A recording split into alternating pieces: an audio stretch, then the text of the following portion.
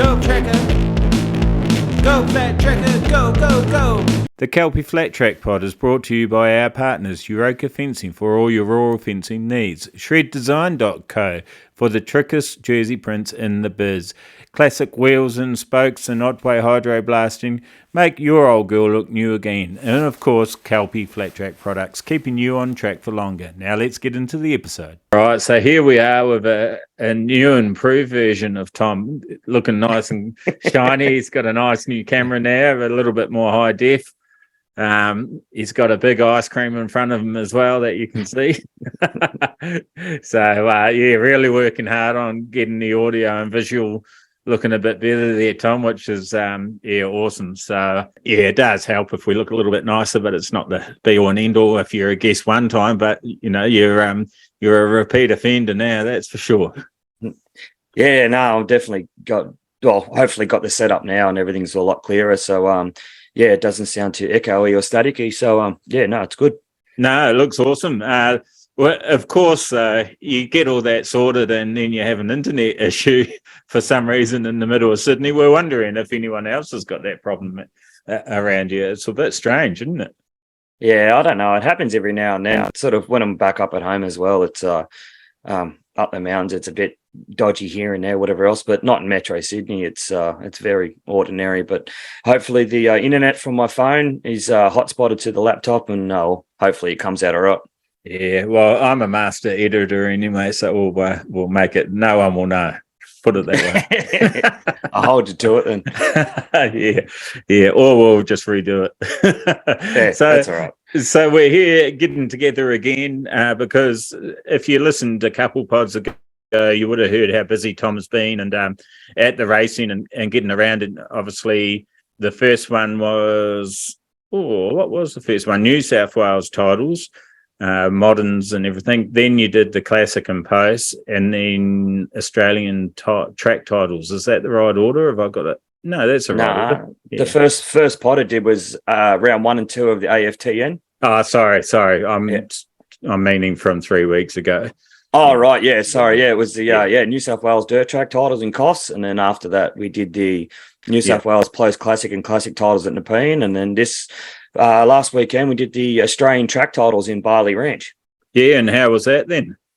That was unreal. Yeah. Barley Ranch, the Hunter Motorcycle Club always run a good event down there. And the fair bit of track maintenance throughout the weekend as well. And it did get a bit bumpy and rough, which is normal with the amount of bikes and the amount of classes you got out on there. But yeah, the track held up well, and it was definitely fast and fierce racing. So it was an awesome weekend, and luckily enough, the weather sort of did wonders for us too. So yeah, it was good to see.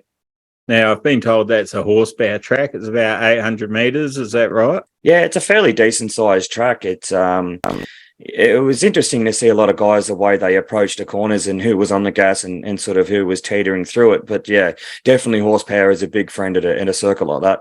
Okay, so any standout moments during the weekend for you? Grant Charnock, he was phenomenal in the 450 open class and the 250 class. He was definitely flying. He was on a James Sorty's 450. Unfortunately, James is still injured, so he couldn't enter the event. But he was on fire, and as well, Jordan Dahl. He was fast all weekend as well, consistent. Made both 450 and MX Open finals and placed fairly well too. So it was big hats off for him. It was very, very impressive. And obviously you were racing as well, and got to say congratulations. You guys got on the box, which was awesome. So how was your racing? Our weekend, for some reason, was absolutely horrid once again. We had, don't know why, we had clutch issues again in the first race, and we DNS'd the first race. We got told to get off the start grid because we couldn't hold the bike back. And then we sort of figured out how to get off the line for the second and third race, which wasn't ideal because we got off the line last. And then we did the same thing in the fourth race, which forced us into the repechage, which, if people don't know, it's sort of the last chance qualifier. So there was about 5 or 6 of us in that. In the last chance qualifier for the sidecars, you have to win that race to be last pick for the final. And luckily our ducks aligned in that one, and we got the win in the last chance qualifier or repechage. And then we're on the far inside gate for the final, and I pretty much just said to Jobbo, mate, as soon as he flips that 10-second board, just reef the clutch in, bang it into gear, rev the guts out of it and dump it and see what happens. And luckily enough, we got out of the gate flying. We're about third place into turn one for a lap or two. And then, Corey Ford and Darren Fruderstein sort of moved wide onto the back straight, and Jobbo picked his line and shot up the inside and into second place. And unfortunately enough, that Jared Marco and Sean Fuller had a bit of a lead, so we couldn't reel him in. But yeah, we were pumped after the weekend we had to get second in Australia, so we were over the moon. Yeah, you would be. It's so strange how it can go, isn't it? Like you think, you would have been thinking, oh, we've got no hope, sort of thing, and then all of a sudden there you are on the step two. It's pretty awesome. Yeah, Jobbo turned around. I think it was after the sort of the third race, and he sort of looked at me and he's like, "What do we do? Like, do we pack this thing up? Do we not risk it or whatever else?" I said, "Look, if we can try something, anything, like."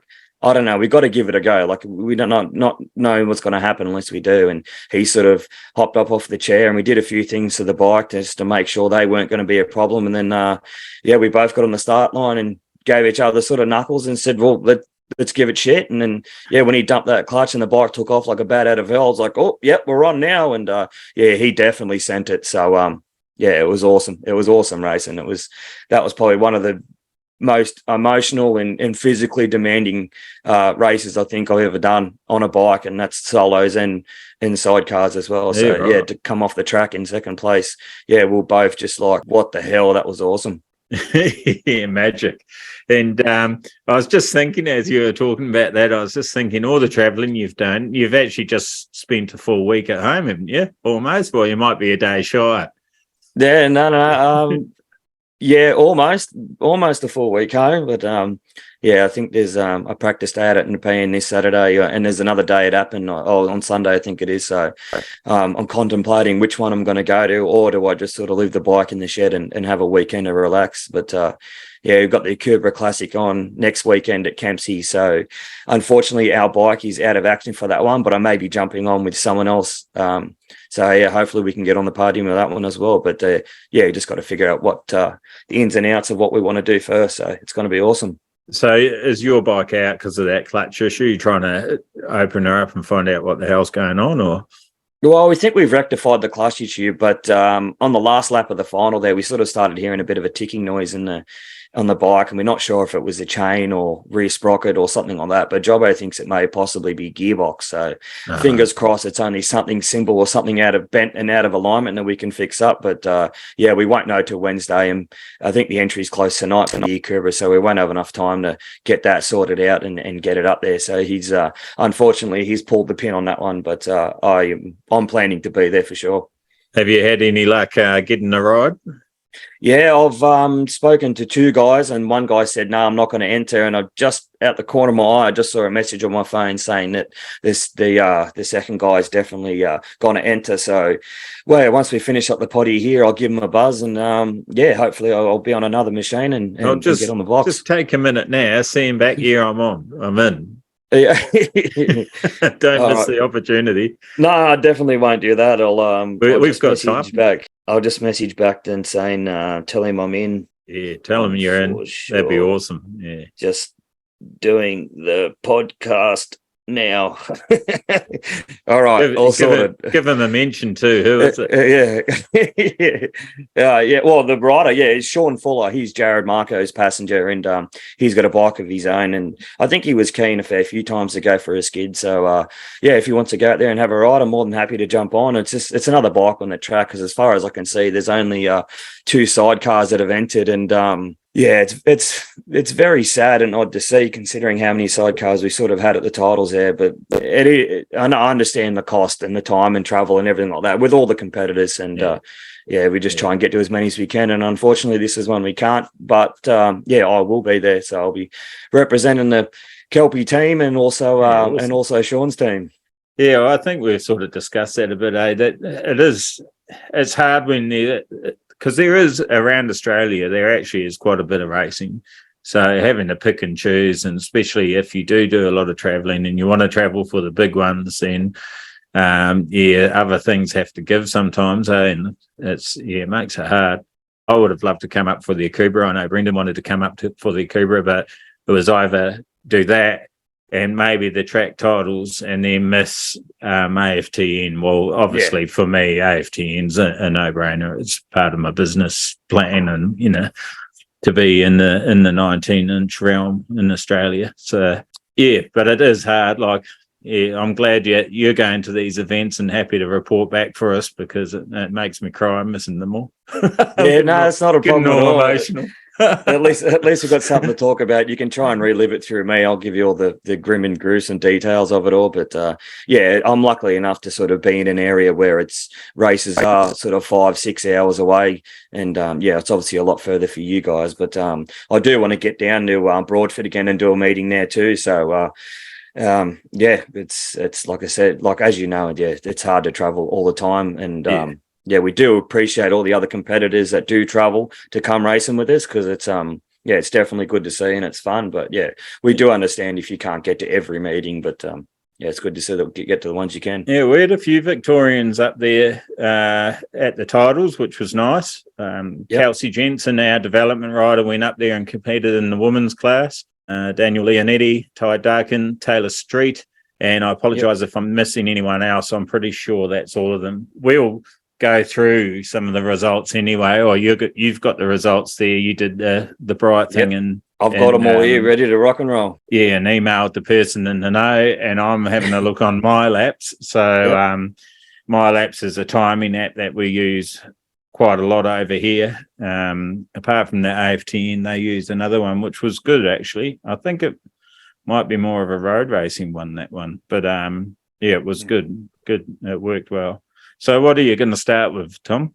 We'll start with the support classes. The first off, we'll start with the junior 250 to 252 stroke and 454 stroke, 13 under 16 years old. First place went to Thorin Openshaw from Taree. Second place went to Max Earl from Curry Curry. And third place went to Hugh Hope Hodgetts from Forbes. So that was good to see a healthy grid of junior 250s out there supporting the senior event. Yeah, so there was 7 riders in total. Is that right? Well, in the final anyway, or? I've only got first, second, and third, so I'm going off your information here. Yeah, right. Right. Yeah, so as you see, well, as usual, I do everything last minute. I said to Tom, I'm going to have a look at this and we'll see what we can come up with. And practice, no training involved here. It's just dive in and we'll see how much I can balls it up. But yeah, there were 7 riders in total. I'll give you an idea of these youngsters' times. So in first place, Thorin, sorry, what was his name? Thorin Openshaw. Thorin Openshaw, because it cuts off half his name for some weird reason. Oh, now I'm totally ballsing it up. I just got a message from another mate saying, great podcast. They love it. Oh, awesome. Yeah. They must have just listened to the classic one that we did. Oh, fantastic. Yeah. So Thorin Openshaw's best time was a 24.387. Oh, right. Okay. That's good. That's fast. Yeah, pretty fast. So the rider back in 7th was Amelia Coitz, and she had a 28, which is still, it's 800 meters. It's still not to be sneezed at. No, definitely not. No, them riders that are coming through the junior 250s are definitely going to be a force to reckon with when they get to the seniors, especially when they're on a bit of high horsepower bikes, and especially being 16-year-old, they fearless and they bounce, so they definitely give it help. Well, some of them aren't even 16 yet. Yeah, well, as I'm saying, when they turn 16, when they go into Pro 250s, Pro 450s, they're definitely going to be people to look out for. Yeah, awesome. So what was next on the cards? Next was 85cc 2-stroke and 150cc 4-stroke, 9 to under 13 years. Hugo Holmes from Gunnedah got the win. Cooper Blows from Cowra got second, and Jed Lewis from Curry Curry got third. Hugo Holmes was outstanding in that class. By the end of it, I think they were coming out of the last turn and he was crossing the finish line, and just his riding style and his racecraft is nothing to be sneezed at. He's definitely going to be a force to reckon with when he gets into the higher junior groups, and as well when he comes into seniors. We all saw and what he did in America, and he pretty much opened everyone's eyes there. And he comes back here and just rides just as hard and just as fast. So massive congratulations to Hugo Holmes as well as Cooper and Jed too. They were definitely battling it out for the minor placings on the podium. Yeah, so in fourth was Will Wiggins, fifth Bailey. I'm just going to say your first name because your surnames are cut off if they're long. So sixth was Cruz, seventh Harry, eighth Thomas, and ninth was Cruz George. So it was. I'm guessing they were all on an Australian setup. No one was brave enough to try out the American tyres. No, everyone was definitely on a 21-18 setup. I think there was a few variety of rear tyres they were running. Like some were running Michelin, some were running Dunlops and whatnot. But pretty much everyone was on 21-18s. Yeah, cool. And Hugo's time, for everyone's information, was 25.679. So wow. 85 cc's, remember, guys, compared to what we said just before, a 24 point something. Yeah, on a 250 250. machine. So, I mean, he's flying. Yeah, well done, Hugo. Awesome job. And all the other riders, of course, as well. So what we've got next, what was the next support class, mate? 65cc, 7 to 9 years old. First place was Cohen McCosta from Hunter. The second place was Lucy Heaton New from North Brisbane, and third place was Harrison O'Brien from Whitsundays.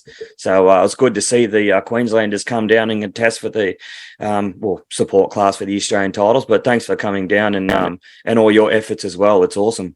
Yeah, and fantastic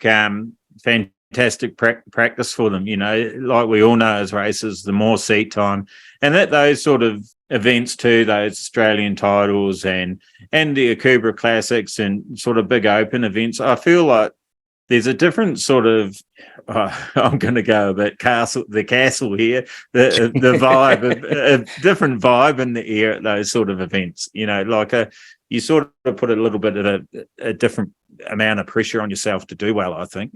So I think it's the more that you do, the more experienced they're dealing with that sort of pressure. And maybe when they get to senior and they're doing Australian titles, it won't seem like such a big deal. Did that make sense, or did I just ramble and go around a big circle? No. Yeah, it kind of made sense. So I'll give you that one. Yeah, yeah, good. I'm glad you did. So, what race was that? That was 65, 7 to under 9s. Yeah, and it was Cohen that got first. I was just checking because race 10, his best was a 27.850. So that's on a 65 machine. So nice and quick. Oh yeah. And I just want to give a massive shout out to the Hunter Motorcycle Club. They held the Australian Junior Track titles and the Australian Senior Track titles in the 1 year. So massive props to them, massive effort. The day definitely ran smoothly, and it's good to see that the venues are willing to put their hands up to hold these events because without their efforts we don't have titles and we don't have events to report back to. So massive hats off to the Hunter Club. They ran an awesome event.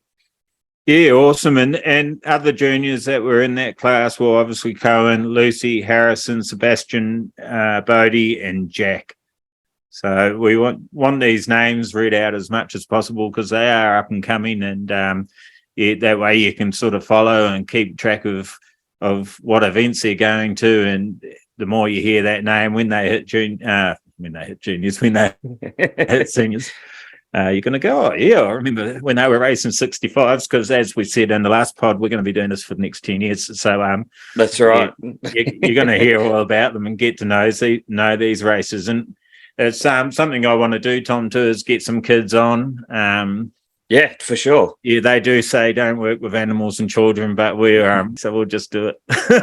Yeah, well, I actually spoke to Dale Holmes, which is Hugo's dad, and said, would you guys be interested? Maybe together jump on the podcast. If I know Hugo's a sort of quiet, humble kid, and he might not have a hell of a lot to say, but definitely I reckon get Hugo and Dale to come on, and he can tell his story. That'd be awesome. I'd love to be a part of any interview pods you do. That'd be great. I had an interview with Jed Fife at Appen there, and unfortunately, I couldn't. The volume wasn't good enough because I didn't really know what I was doing with that camera. So, It's all right. yeah, and it was a ripper interview. Like, so yeah, I think I'll give them a ring too, and see if we can get Matt and Jed on as well. And I think Yep. having the father and son or father and daughter is a good dynamic anyway. It is a when you're that age, it is a team effort.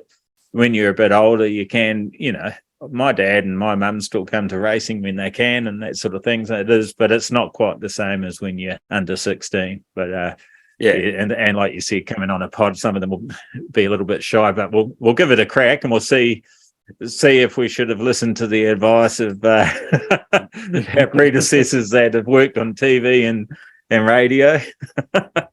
No, I reckon it'd be good. I reckon it'd be great to get them on, and as well as a couple of other junior riders too. I can get them on and hear their story and what their plans are and what their future is looking like as well. It'd be interesting to see what direction they sort of go, considering dirt track's such a working ground for other disciplines. If people want to shoot in that direction too, so it's interesting. Yeah, well, let's convince them otherwise. I think keep them going. Definitely, It's flat trackers and dirt trackers. The sport is definitely growing. I was earlier tonight in between getting the customer order ready and eating my pizza. While eating my pizza, I was watching Flat Track Canada on Fan Choice. I didn't even know you could watch it through Fan Choice. I'd been watching it through YouTube beforehand. Thinking there's no more. It seems like there's no more Flat Track Canada on YouTube, like recent stuff. Okay, but I know it's running. Where is it? So I can't remember where it was, but I heard someone say it's on Fan Choice. So I had a look, and yeah, sure enough. So was Doug Lawrence winning that? The last race when my wife come in and said, "Can you turn that off so we can watch something else?" I think he was in that race, and I can't answer because I went, "Yes, dear," and just turned it off. Yeah, fair enough. Yeah, no, I'll watch the rest tomorrow when everyone's out. Yeah, he was. I think he was the only international rider in the AMA series at that one point. So yeah, he was someone that caught my eye, considering it wasn't all Americans. And he was a really nice guy to talk to as well. So it's interesting to see. I think he's won a fair few Canadian titles. So it's interesting to see how he's still going.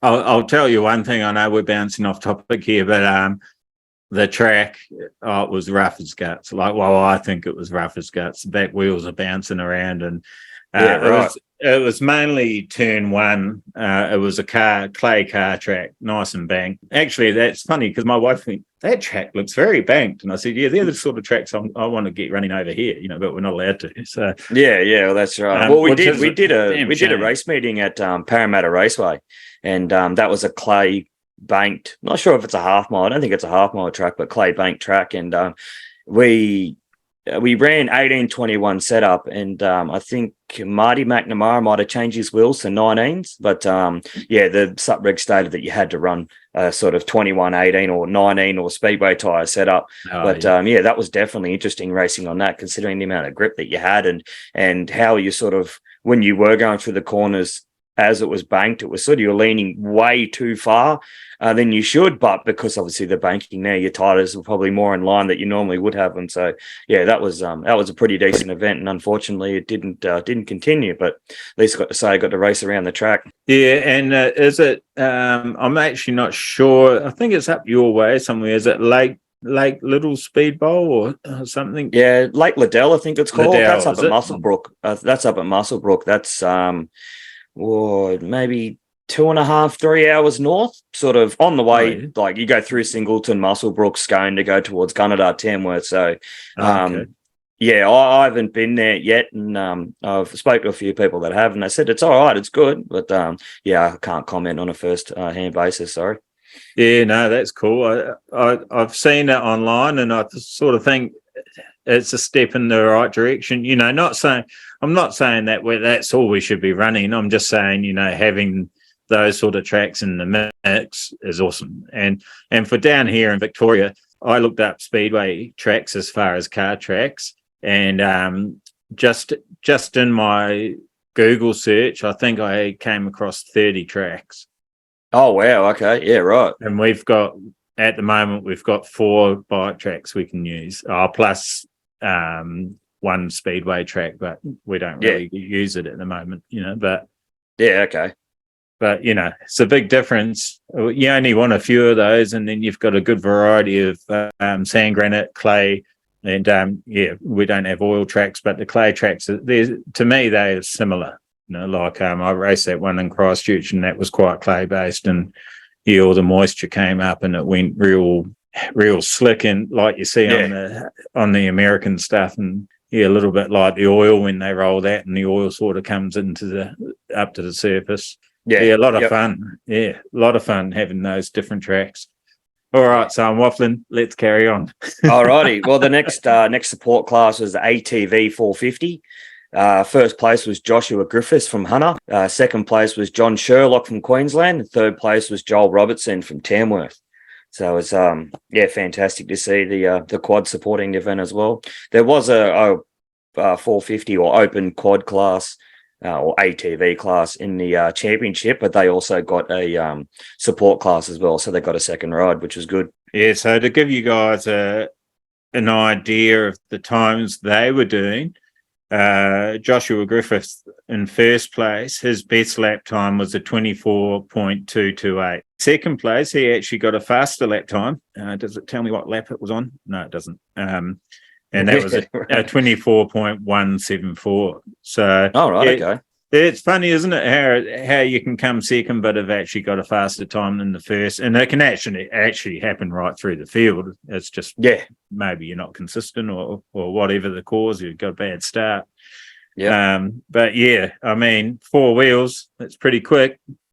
Yeah, definitely. Yeah, and they were always super fast, and it was good to see that there was a fair few out there as well. I think it was 2 grids in each ATV class, so that was good to see. All right. Well, the next one was the over 35s, and I'm hoping one day this class is the championship class and not a support class. But I can only hope, only because I'm turning 35 at the end of the year. I'm trying to, I'm hoping that comes in fruition. But first place was Benjamin Gordon.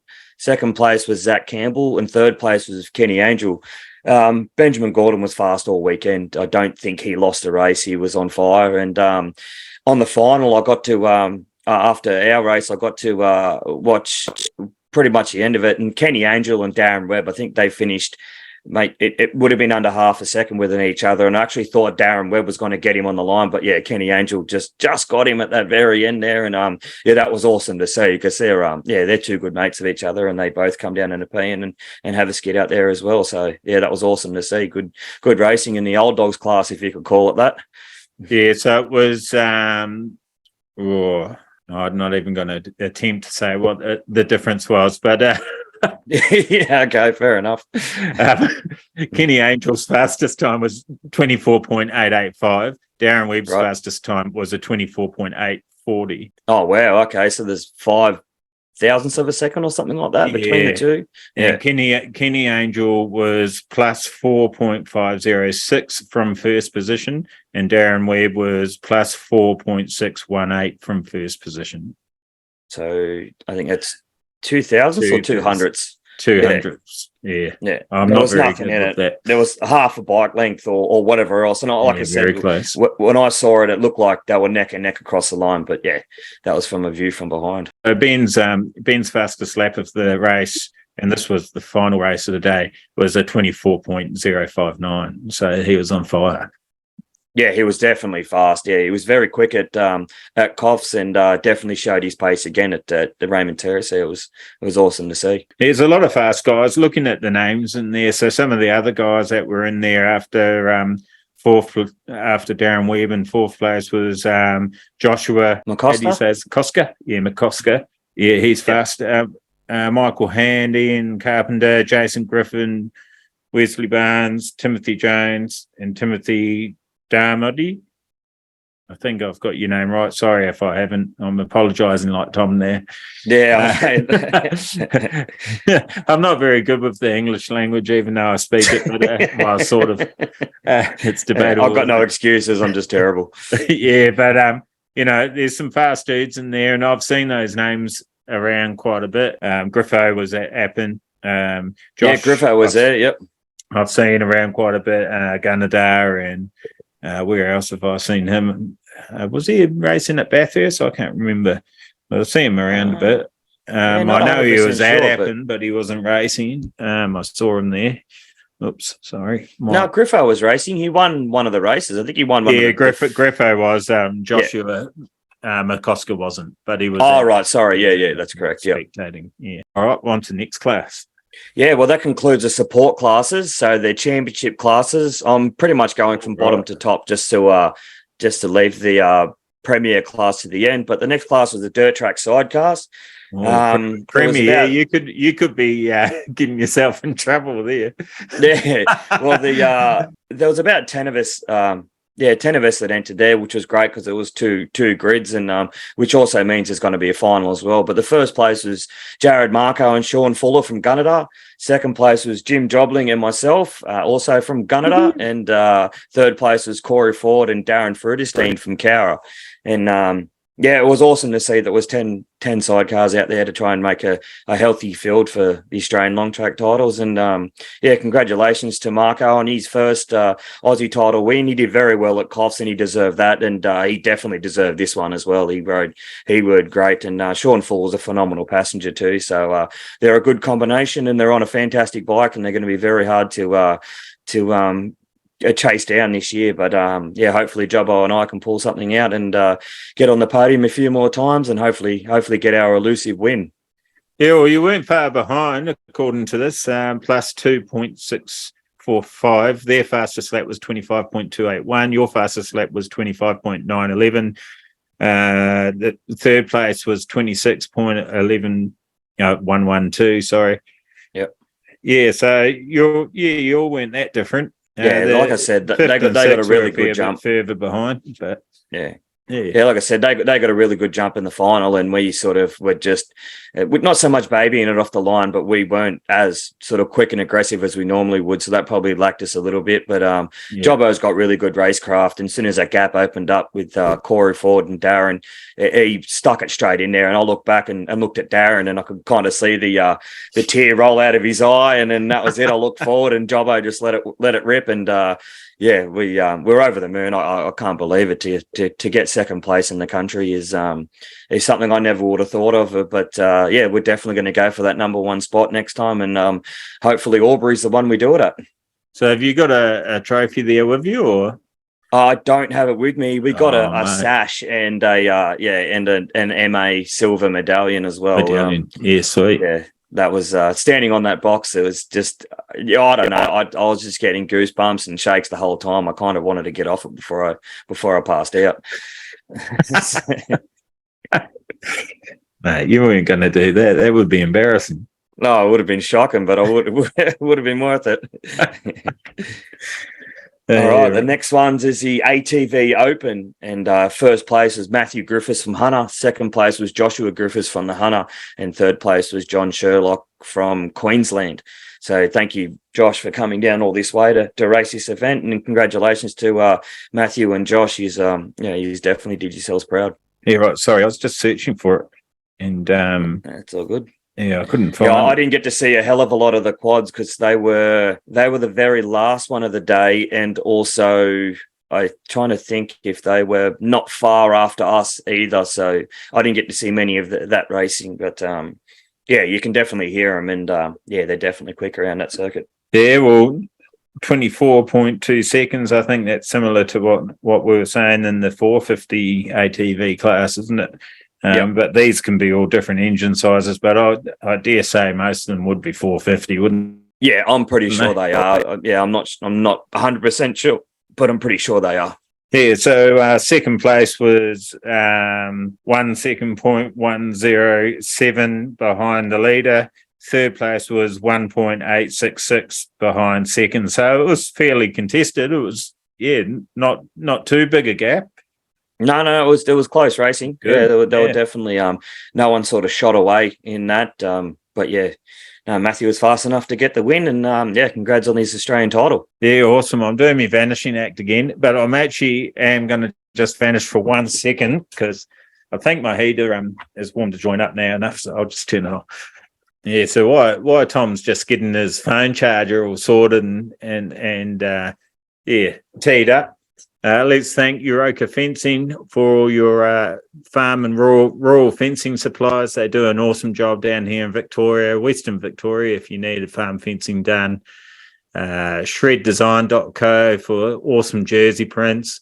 Give James a buzz if you want a jersey print done for this season, next season, if you're replacing a jersey or anything like that. Make sure you give them a buzz. They help us out heaps. And also Classic Wheels and Spokes. And Tim and Michelle, they're awesome. They do hydro blasting as well, make all your old parts look good again. And they can do a very, very broad range of stuff. So anything to do with bikes, give them a buzz. Also wheel building. If you've got a classic bike that you need, it's a bit odd. They make all their own spokes up and everything, so they'll no doubt be able to chop you out. And he's awesome. He's actually going to drive me up to Brisbane for the AFTN in his truck. So we'll be in a classic wheels and spoke truck. So keep an eye out for that. Here he's back. All good. Pick me up on the way through if you can. No. Well, actually, we probably could if you really wanted to. Yeah, unfortunately, I won't be able to take the Friday and the Monday off work. So, if I could, if I did have the time off, I'd definitely be doing it. Yeah, well, unfortunately, I can't pay you either. So until these people start subscribing a bit more and we get some cash flow coming in so I can pay Tom, how's that? No, that's all right, mate. I'm doing it for the love. It's just, I still need to make a living, as you know. Yeah, I know, yeah. And it's the same for me. Yeah, we need to keep the money rolling in whichever way we can make that happen. So, yeah, it's all good, mate. Well, we'll do the next one anyway. You're going to come to Taree, aren't you? Yeah, I'll be there at Taree to watch that one. So that'd be good to tee up with you in person and talk a bit of crap. Yeah, that'd be good. We might even get you in front of the camera. I've got a new camera now, so you'll be. Oh, now you're pushing your luck, but hey, you never know. I never said I'd jump on a podcast, and here I am. You're in front of a camera right now. You never thought you were going to do that. Yeah. What's the difference? Same stuff. Nah, it'll be all right. I'm looking forward to it. Yeah, it is a bit. The first time you do it when there's people standing around, it's a bit weird, to be honest. Like I always felt a bit funny at first, and then I just went, who gives a shit? Just do it. So it'll be all right. I'll be pumped. I'll be excited too. I might have to have a couple of whiskeys under my belt for that one, but I won't tell the camera that. No drinking in the pits, dude. That's all right. We'll do it in the infield. Right, so what we're up to, we did the ATV open, didn't we? Yeah, we got 4 more championship classes to go. The next one is the women's. First place is Brioni Hendrickson from North Brisbane. Second place was Kelsey Jensen from the Harley Club in Victoria. And third place was Taylor Street from Albury Wodonga. So congratulations to those girls. There was I think there was almost a full grid of those as well, which was fantastic to see. And unfortunately that was over rounds and Taylor Street went down in one of the races there. And I'm pretty sure she got back up and continued. But as far as I heard that the flag marshal actually picked her bike up off the track. And I'm not sure if that interferes with any point score she got or something along those lines. But it was good to see Taylor getting back on the track and giving it a go. Yeah, so there was, in the overall points, there's 7 riders. You're on the money there, yeah.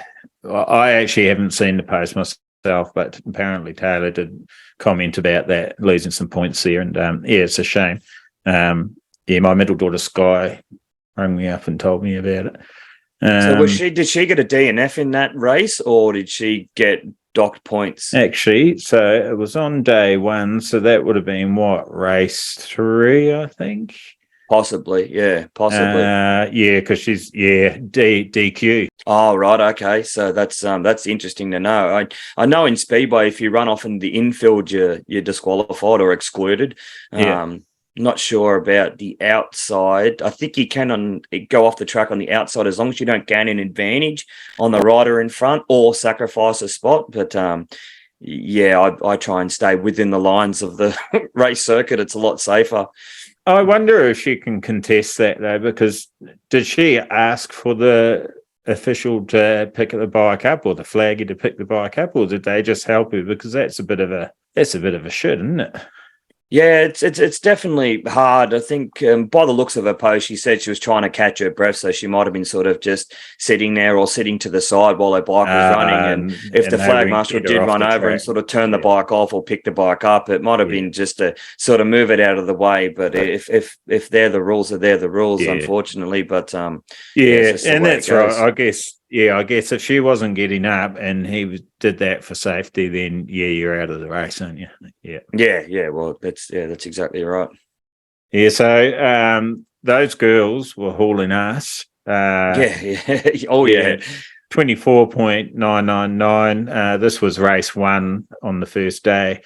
That was Brioni. Taylor was a 25. Kelsey was a 26. Kelsey is one of our development riders, Kelpie's development riders. It's actually only a second year racing. Oh wow, that's impressive. First year as a senior, so she's kicking goals. She got well, I'm going to get this wrong. She get third in the Vic titles or second. Yeah, Dad's going to be ringing me up abusing me that can't remember that.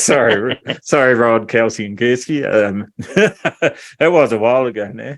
But yeah, no, she's kicking goals. She's got a couple advantages. She weighs nothing, so I think that really helps. She's got a good bike, but she's also got a good head on her. You know, she stays. She doesn't ride out of her comfort zone too much. She's doing it what I consider the right way. Just baby steps. You know, just giving definitely. it a little bit more each session, sort of thing, and trying lots of different tracks now, which is great. So yeah, just building that experience up slowly, because these other girls that she's racing against, example Taylor Street, has got a lot of experience under her belt. She's done road racing. She's done dirt track for a long time. I've known Taylor, I think, it's got to be an easy off and on over the last 8 to 10 years, maybe, you know, so she's been around a long time. And Brioni, you know Brioni quite well, or?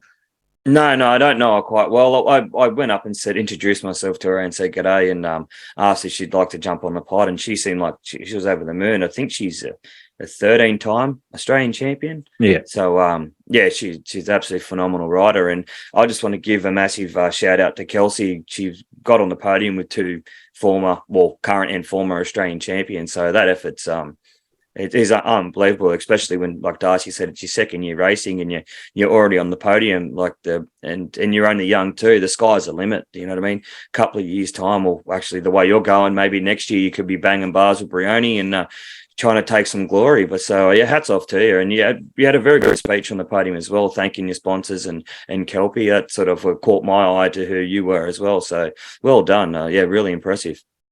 Yeah, we're super proud of her, and I actually I ripped Taylor off there a bit too. I didn't mention that she actually was defending champion from last year, Forbes last year. So it's still good effort, Taylor, to come back and still get on the box. It's a huge achievement. I mean, those top three places, even being involved in the event, you know, it's a huge achievement getting up there, racing, staying safe, and coming out at the end of it. It's awesome work by everyone, but to get up on those top three steps, you know, it is you should really walk away with your head held high. It's a great effort. Yeah, without a doubt.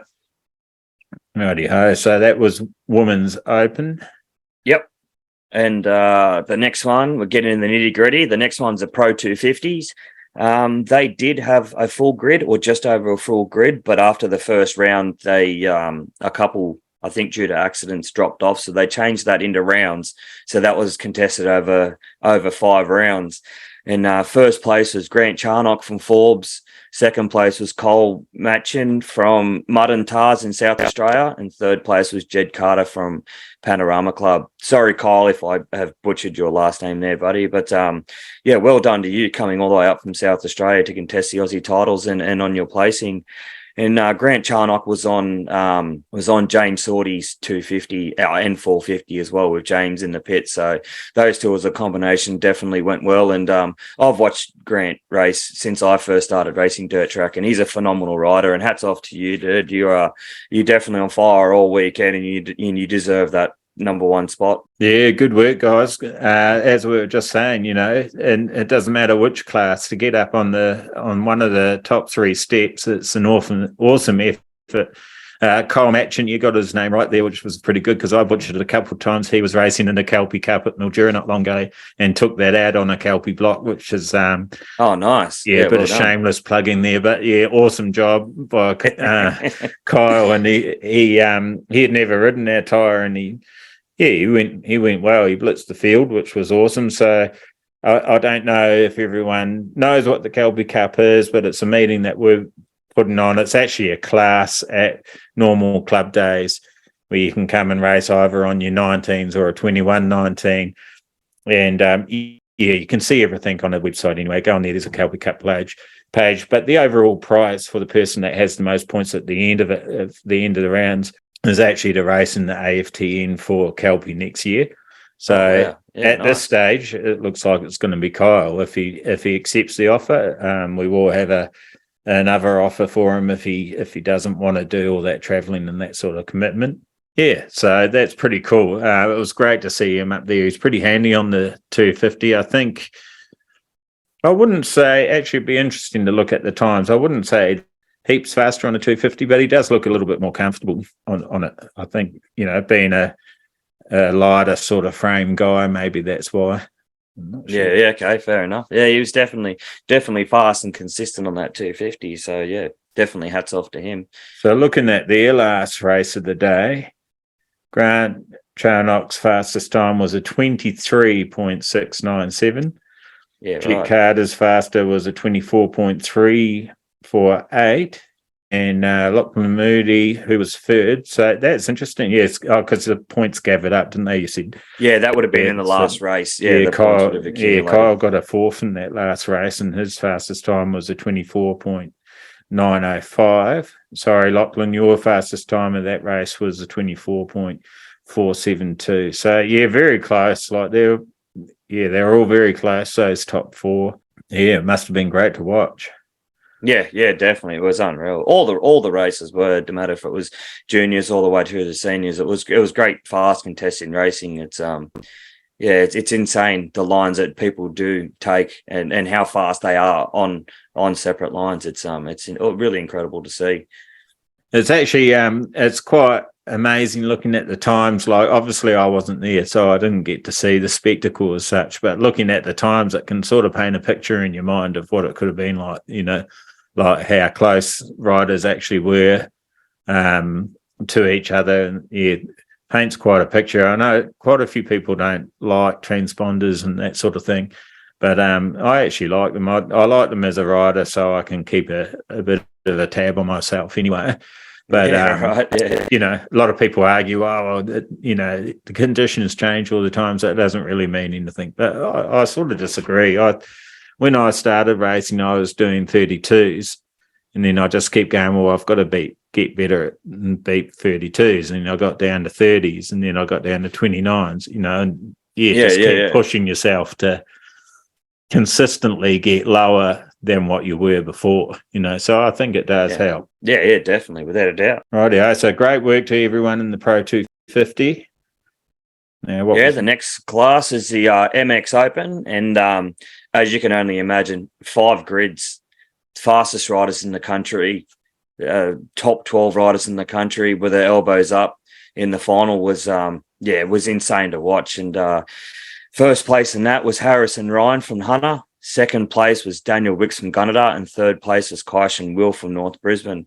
Unfortunately, I think Kaishan Will had a pretty average start. I think he got boxed in on turn 1 and sort of had to come back from sort of back to mid-pack in the field to get back up in the third place. But he was definitely consistent all weekend. I don't think he actually dropped around in the heat races. So congratulations to him. And Wixie is he's always fast.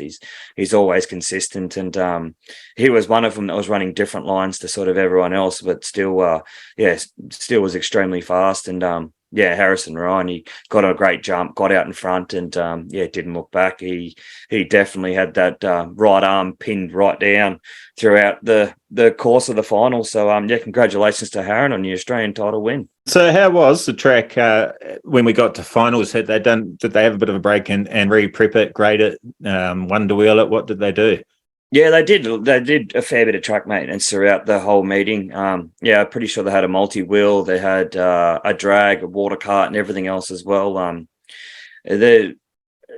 final, considering we don't have suspension, was it was fairly harsh. The track sort of did get a bit roughed up, but you can only sort of expect that at an Australian title with the amount of bikes that are on it and the amount of horsepower that's there. But it did get rough towards the end, but the Hunter Club did an amazing job to keep the track fast and consistent all weekend. Yeah, awesome. So as you mentioned, 5 grids, total rider count was 43 riders.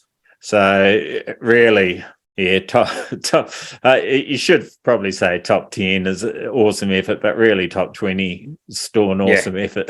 The repechage was just as fierce as the final. It was I kind of felt sorry for the guys that got third in the repechage and missed out on a spot in the final, because they were definitely on the pace. They definitely had the speed to get up there. It's just probably just one of those days where they didn't get the best start or didn't get the best lines.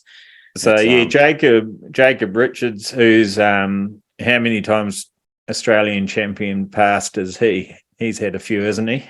Jacob Richardson. Yeah. I'm not 100% sure, but he was a massive eye opener. I'm pretty sure he stopped racing for a couple of years. I did speak to him a while ago. He wanted to have a go on a sidecar and whatnot, but he was definitely fast and consistent, and he was up there all weekend. So massive hats off to you, man. You did an awesome job. So I'm looking at the repechage here to give us an idea of the times. Excuse me. Oh.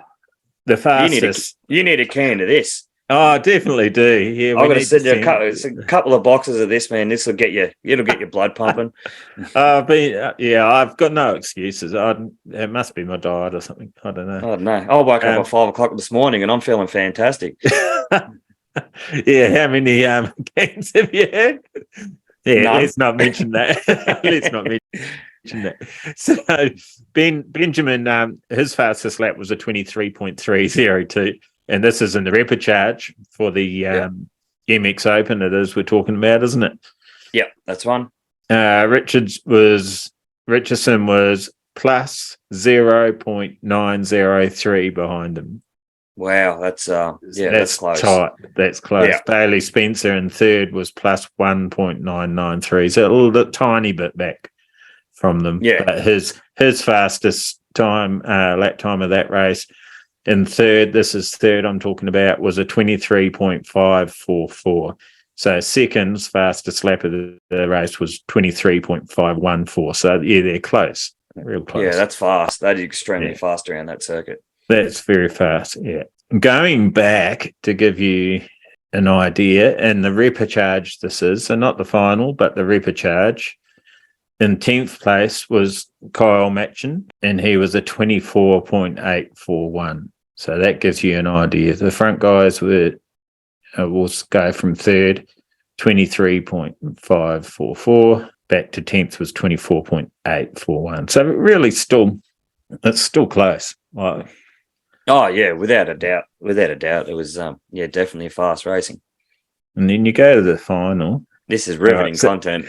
Yeah. So what do you reckon the first place, Harrison Ryan, what do you reckon his fastest lap was? I dare say low 23s. Yeah. You want to go lower? Wow. Well, okay. 29.4?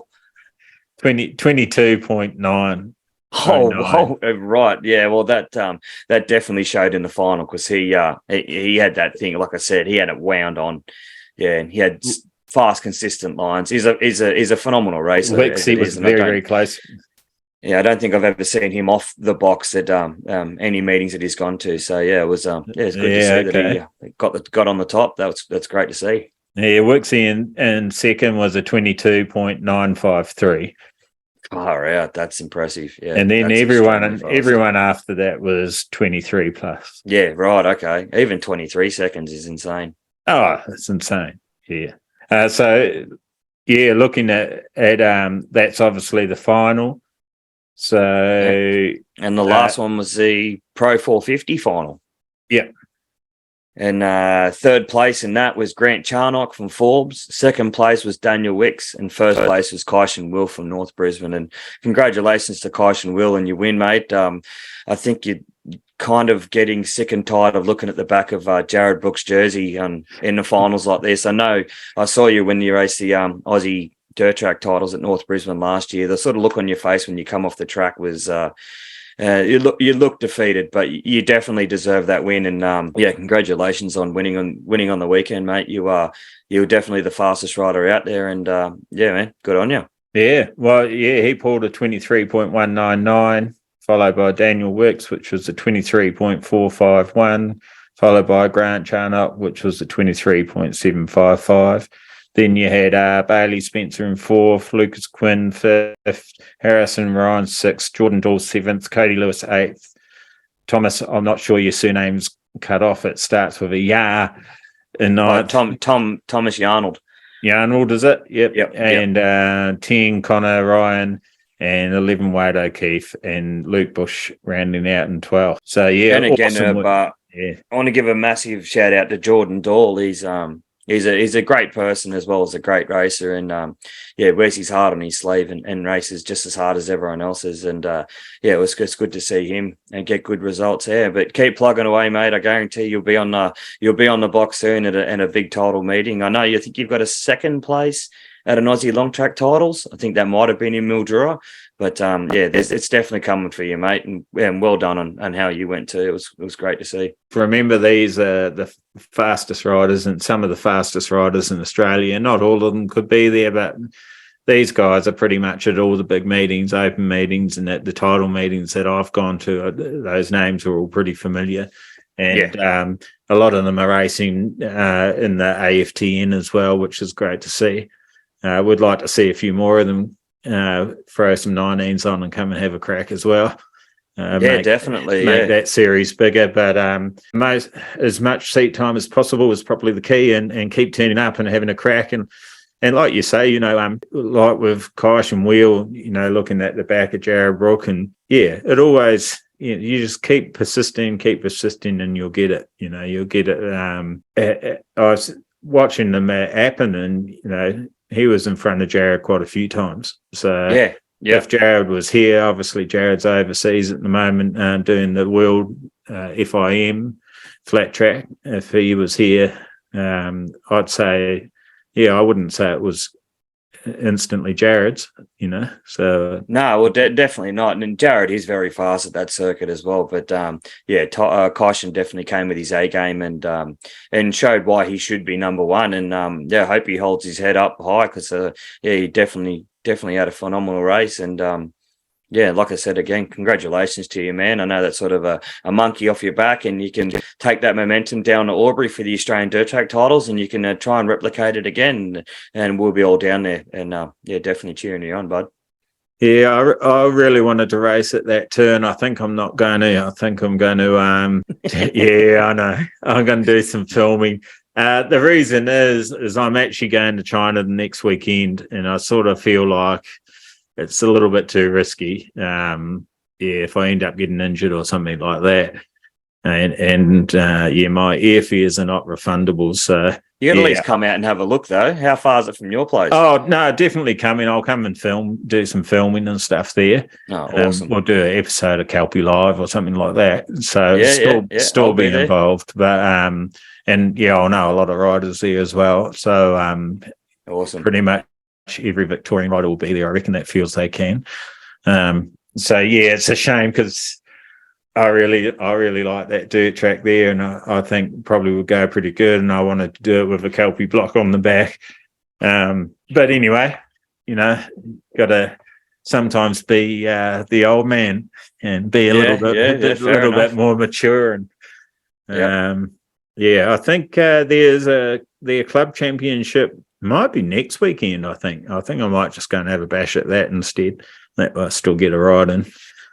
And, I did see that earlier today that I think they're starting their club championship. So I think they said there's a race on the 26th and 27th of September, which is just before the Aussie Dirt Track title. So if anyone wants to get down there and have a skid on the track, you'll be contesting the following weeks. It'd be a good idea to get down and do that and get some gearing sorted out and give yourself a sort of bit of an edge if you can get there.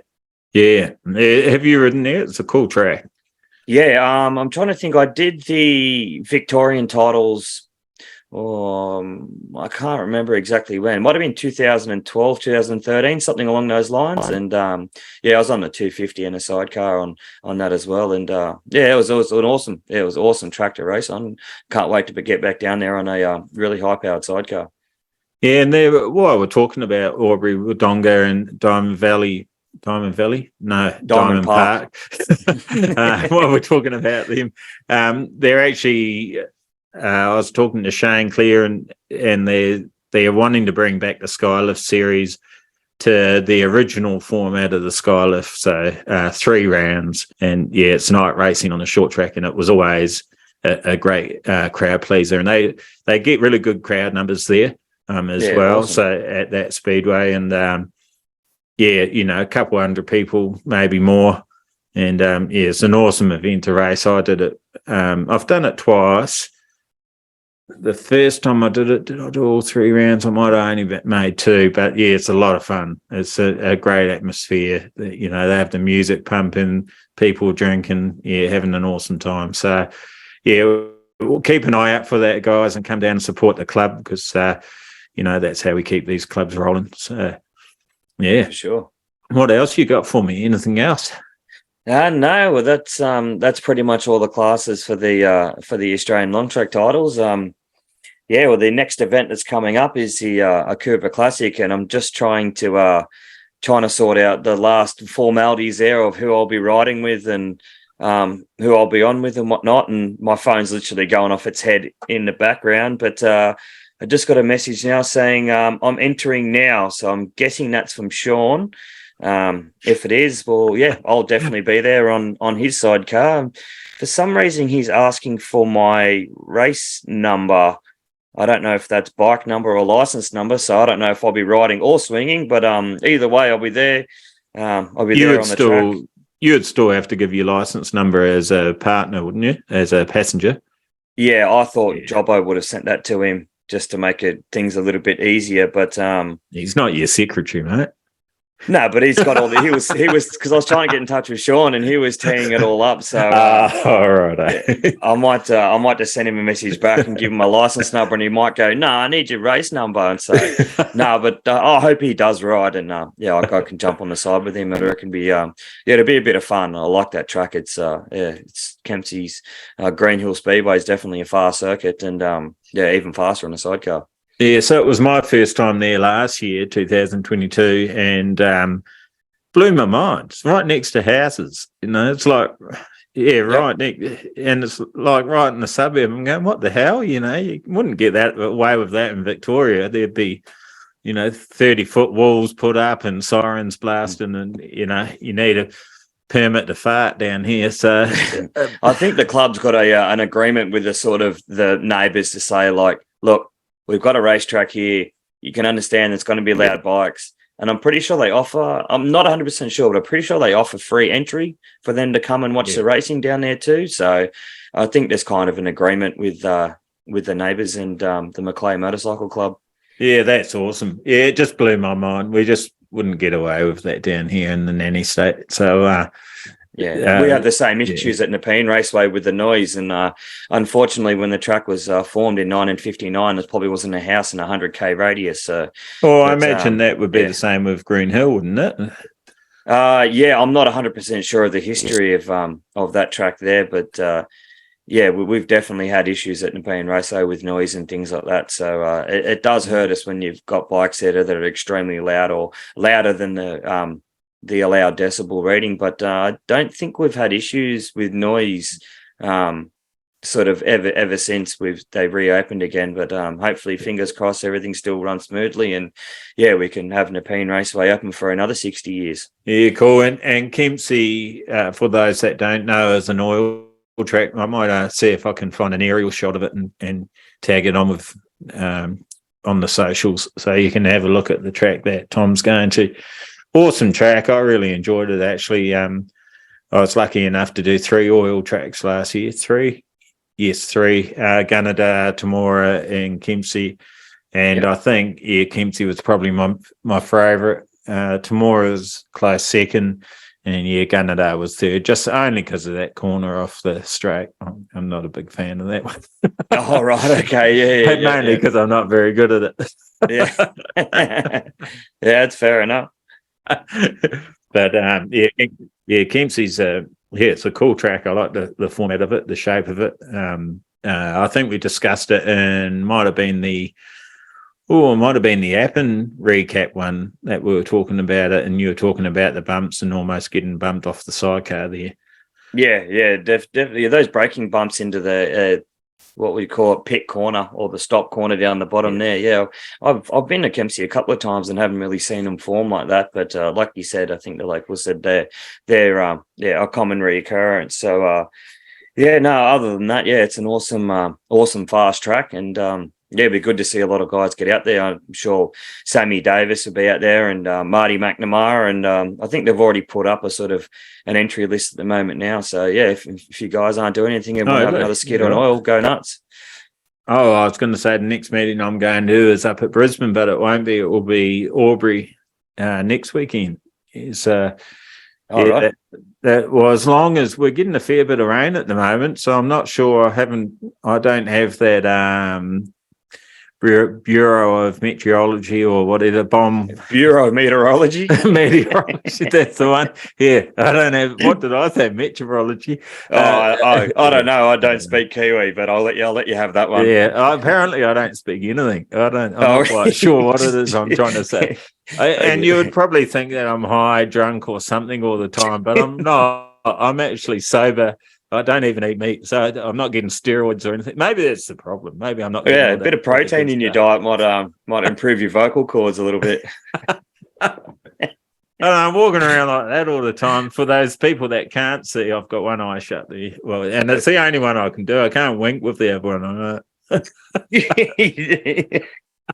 that a Victorian thing or is that a Kiwi thing? It's just a Darcy thing, mate. I'm a special unit. I'm a one of a kind, that's for sure. There's not another one like me. Don't worry. Yeah, that's probably good to know. It really pisses me off, that winking thing, because the rest of the family can do it with both eyes. Yeah, right. No. It's totally not related to bikes at all, but oh well, it's all in the name of fun, isn't it? And that's like our racing. We get out there because we love it first of all, and because we want to win first of all as well. First equal, I reckon. Yeah, that's right. So that's probably about it for me too. I don't have any special offers on at the moment. Not giving away anything at the moment. We could probably give away Tom's T-shirt. It's a nice looking Send It T-shirt. He hasn't got his nice moto kit one on tonight. That was pretty impressive. I was dreaming about that last night in bed, going, Tom all dressed up. Maybe I should be getting dressed up. You're setting a new medium standard. I'm just trying to do as much as I can for the sponsors. They help us out incredibly. So try and give them a bit more feedback than just mention them on the podium or mention them in a Facebook post. Just trying to get their name out there, as well as support them that support us. So if you guys can, definitely support KY2 helmets, ETS fuel, Send It Ultra Energy, Shark Leathers, MCS products. I'm trying to think if I've missed any of them. I know I'm going to get strung up, but everyone that does support Jobbo and I with our racing is incredible, and we do appreciate it a lot. And hopefully, our results reflect on our appreciation for all you do for us. So we really do appreciate it. Yeah, go listen to him working his magic. You're going to have another 10 sponsors after they see that. And it's not rehearsed either. So there you go. He's a natural. Yeah, we need to get him on to Mission and who else? Oh, McCain's Food, and we'll have so much money rolling into the Kelpie Flat Track pod soon. It's not going to be funny, and we'll be putting up massive prize money at the Kelpie Cup then. So it'd be awesome. Exactly right. We'll be trying to go state by state. I'm sure a few tracks will be more than happy to hold it as well. Yeah. Well, that's it is getting easier, and for some reason, I feel like changing it all for next year, but we'll see. We're not there yet. No, it's all good. It will be similar, but maybe slightly different. I am depending on interest. I mean that I've probably made it difficult for myself, leaving it quite flexible because I don't think some people understood how it sort of worked. But now they've seen one run, so you can see Kelpie live on. You can watch Kelpie live on our YouTube channel. You can put in YouTube at Kelpie Racing, and it should come up. It's pretty easy to find, or just follow the links that I put up when I post these pods that they've launched, and you should be able to find it. And on there, you'll see the Mildura round, and that will give you an idea of how it runs. On the Kelpie website, there is a Kelpie Cup page, and it shows you the tyres you can get away with running. So we're not quite as strict as like the your box full over. We're not quite as strict as I just sent it for 6. like the AFTM. We're a little bit more flexible, and that's to get more people in, make it a little bit more accessible and easier to get on 19s or just into racing even. But yeah, definitely, if you're the fastest on the night, you're the one that takes the prize money and the points. They roll over until I say, yep, the series is done. We're not hosting any more rounds. Which in this case, at the moment, it's only 3. I'm working on the 4th round with a club that's that they actually haven't run any meetings for a long time, and they're trying to get back up and running. So hopefully that's going to be the last one, which will be a night race. Hopefully we pull that off. If not, it's only going to be 3 rounds. Actually only going to be 2 rounds technically that run this year, which it's not quite ideal what I wanted. But anyway, we roll with the punches around here, and that's what we'll do. The winner will be well deserved anyway. That can't take anything away from the winner. They're turning up and they're getting into it and supporting us. So really enjoyed giving the money away. We give away $300. So Kelpie gives away $300 first, $200 for second, and $100 for third. And like I said before, the overall winner will get to ride an AFTN for Kelpie the following year. And our pro riders, if you don't know, if you haven't heard me say before, actually are getting paid to race. We do have a program where they can pay off their wheel set as well, and then get paid after that's paid off. And awesome opportunity for anyone that wants to come and try to compete and take that away. And I think that actually might be because it's very hard to choose a rider. It's really hard. There's so many factors without even putting emotions in it. There's a lot of factors. A lot of people would say, just get the fastest rider. There's a lot of fast riders, and a lot of them that's right.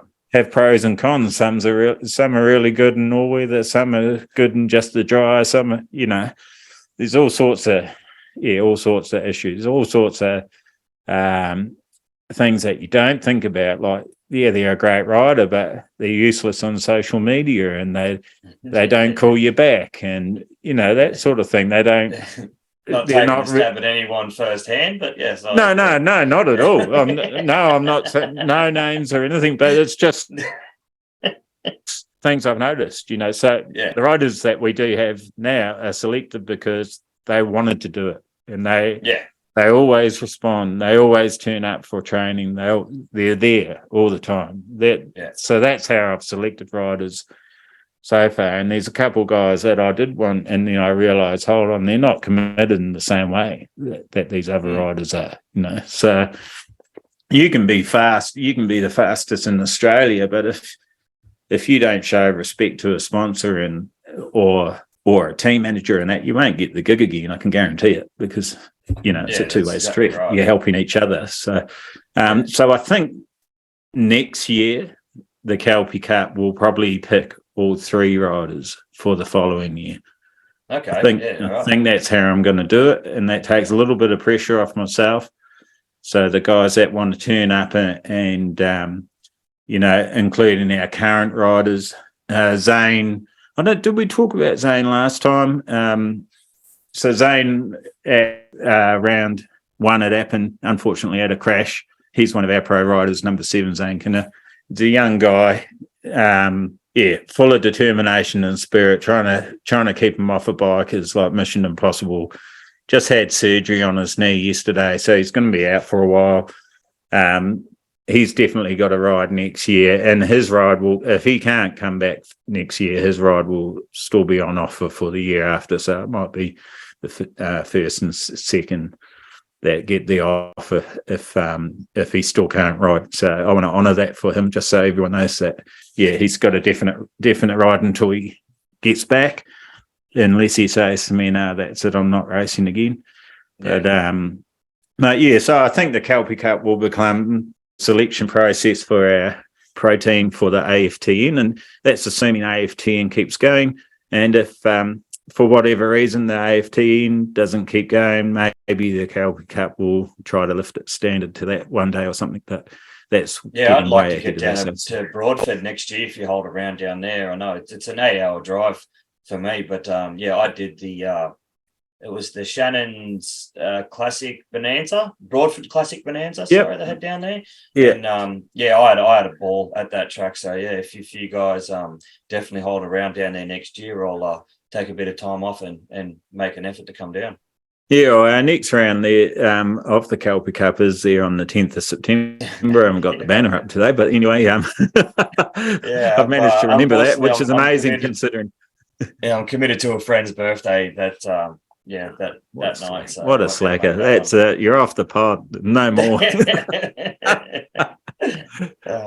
the next one. If anyone is interested in coming down, Kyle's on 100 points, so you'll have to beat him every race. And hopefully I will get this other round happening. It's definitely on the card, so I'll work hard at that, and you should know within the next week or so anyway.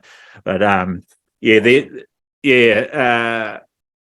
hopefully we'll get some of the clubs closer to the border on board again next year. Aubrey was on board for the first one, but everything went a bit pear-shaped and that didn't go ahead. We also had a round at Carra that got rained out, so Carra wouldn't be that far from you, Tom, would it? Yeah, about 3.5 hours west. So not that far at all. We'll try to do that. And Northwestern Victorian Motorcycle Club, they were pretty stoked with how it went last time. So I'd say they'll be on. So if we do a big circle and manage to put it in between the AFTN, then anyone on 19s, you've got a fair bit of riding that you can attend to, and be competitive. I know some people thought that they wouldn't be fast enough on 19s against 21-19, but look, you have to come and try it. That's the only way to really know. Come and try it, and I'm sure 19-19 can beat 21-19 without a doubt. I've raced against 21-18s on my 19s, and I've beat some of them. It just depends on the riders that turn up on the night. So that's right.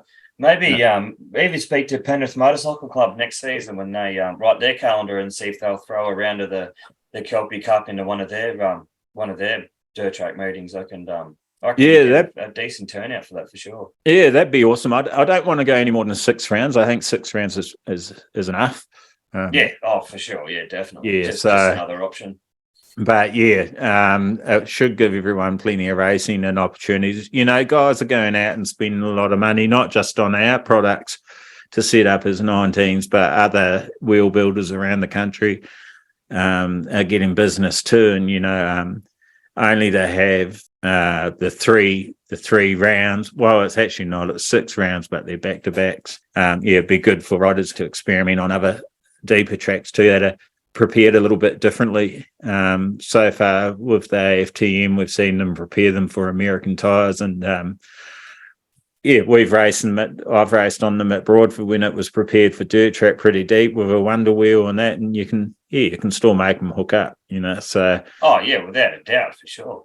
I like to see more riders getting out there and trying that and riding like I say to our riders, try every surface and, okay, you might not get quite where you normally do in the normal classes that you're on your 2118, but don't worry about that. Just get out on the wheel set and ride every track you can, and then whatever's thrown at you, there's going to be no issues. You just go hammer for tongs and, yeah, be all good.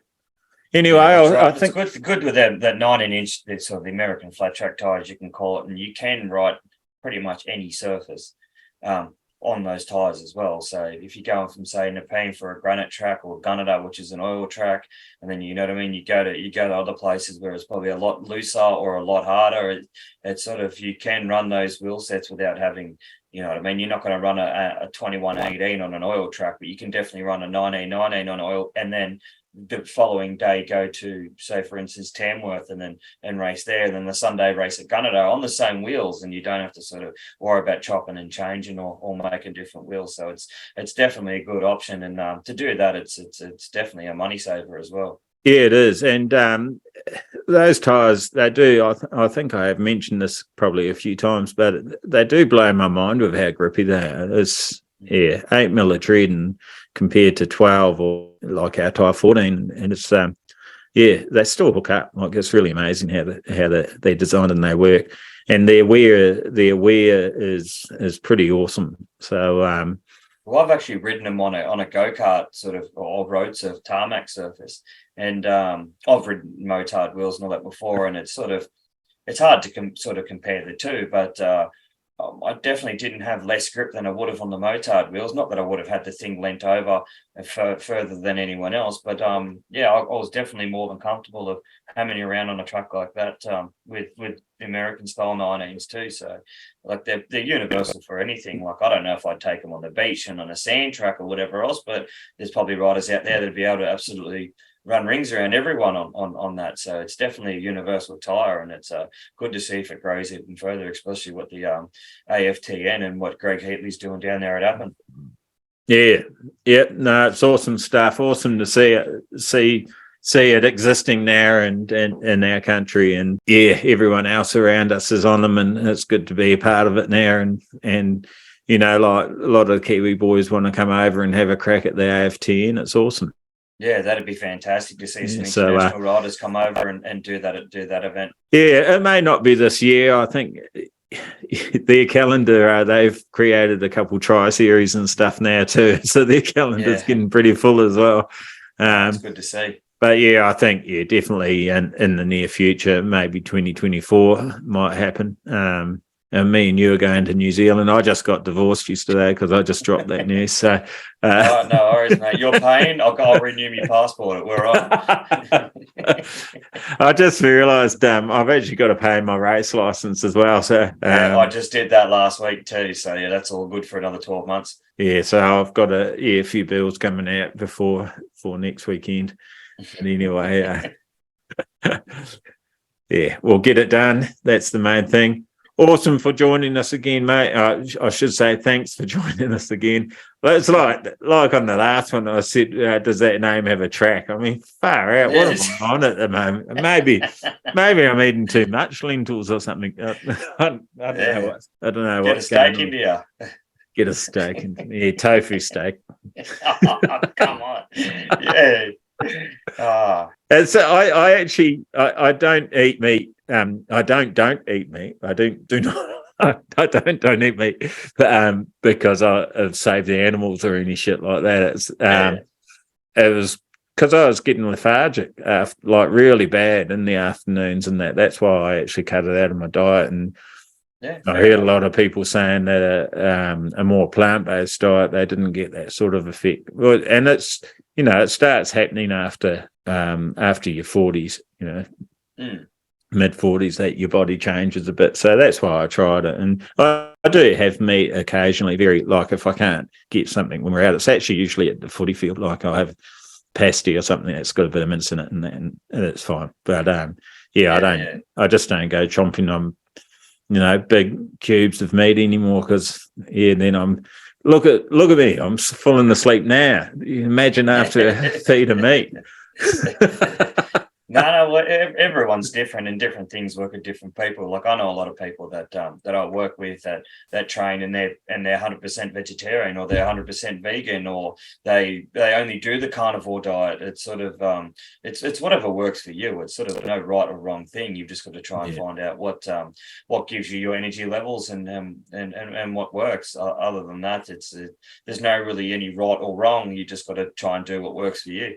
Yeah, that's it. So, speaking of food and exercise, you got a bit on for the weekend? Yeah, I'm in an hour and about either going out to Nepean Raceway or going down to Appin and going for a ride there. But I definitely have a stacked work schedule. I've got a few things I've got to do, a few signs I've got to make for some people as well. So I'm not 100% sure I'll get on a bike this weekend, but knowing my luck, I'll wake up at 6 o'clock on Sunday morning, pack my gear bag, throw the bike in the ute, and off I go. So that's definitely not an ordinary for me to do. So Yeah, we'll end up seeing anyway. But I think I might rest myself if we're going to be going 6 hours north to Kempsey for the Euroka Classic. It should be a good event, and hopefully a lot of riders turn up. Yes, we should be good. Yeah, and you'll have to slip in picking up a slab of send it there somewhere too.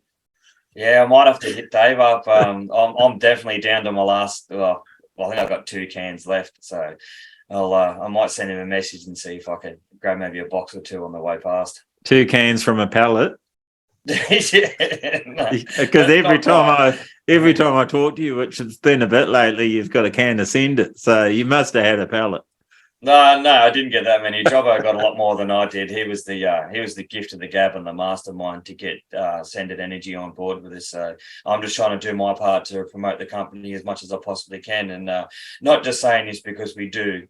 They do sponsor us, or they do support us, but I actually really do like the drink, and there's 4 different flavors, and they're just a great company to work with. Really nice people, and I'm over the moon. We've got someone like that. Yeah, and it's exactly the same for Kelpie with Euroka Fencing, shreddesign.co, and Classic Wheels and Spokes, and Otway Hydro Blasting. I use all those services, and they're all awesome businesses. They're all small businesses as well. So it's exactly the same. And how did you like that lead? And it was pretty good, wasn't it? Yeah, no, that was good, man. You've definitely done that well. You're getting better and better. I'm impressed. I practice in front of the mirror, give myself a high five, every morning, all that. And you wonder why you're getting divorced. I haven't told her yet. Oh, your wife probably thinks you're nuts because you're talking to yourself in front of the mirror. She already knew I was nuts. Yeah, it's all good. I think that was my attraction, Yeah, well, mate, each to their own. Yeah, well, fantastic talking to you again, mate. Thanks for bringing all that info to us. Well done to everyone at all the events that we've covered in the last few pods. Keep supporting our sport. Make it what it is. Awesome sport. Flog that like button. Flog the subscribe button too, because we can give more back to you. The more money that comes our way, we can get back to you, the riders, and help support you guys. And also, if you do want to come on and give your sponsors a shout, and so you can show them, that you're getting them out to all 23 subscribers we've got, that'd be awesome. But we're happy to have guests on, and anyone that has a passion for the sport, we're happy to talk to. Engine builders, suspension guys, crew chiefs, being dad and mum. If you want to come on and talk about the people you meet and your adventures within the sport, just hit us up. We do chase you down too when we come across you, and if we think there's going to be an interesting story. I'm a pretty good rugby tackler, so you won't get away. But so we just really, like Tom, if you're feeling a bit nervous and that you might need a drink before you come on, it's really not that bad. It's just having a chat. We're all normal people. Well, we're all people, and we're just having a chatting about the sport we love. So we'd love to have you on as a guest if you're keen, or if you've got something to say, or reach out. I think that probably about sums it up. What do you reckon? Yeah, definitely. Yeah. Don't be shy. It's yeah, I was like I said, when Darcy asked me at Bathurst, I was sort of arming and ahhing and thinking, oh, it's gonna be a silly idea. Like I'm gonna sound ridiculous. And I probably do, but then after doing the first one, and then when Darcy invited me to come do the second one, the app and recap, I sort of had the same mindset. But then as soon as I did it again, I thought, well, that's actually not that bad.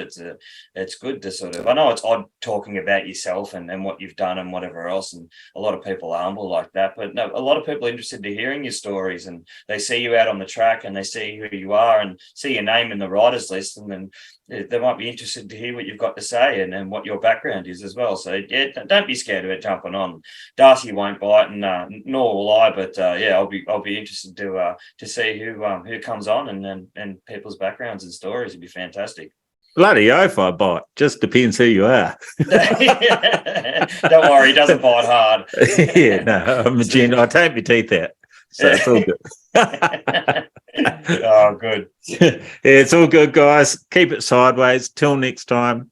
Catch ya. The Kelpie Flat Track Pod was brought to you by our partners, shreddesign.co, for the sickest jersey prints in the biz, Euroka Fencing for all your rural fencing needs, Classic Wheels, Spokes and Otway Hydroblasting to make your old girl look new again, and Kelpie Flat Track products, keeping you on track for longer.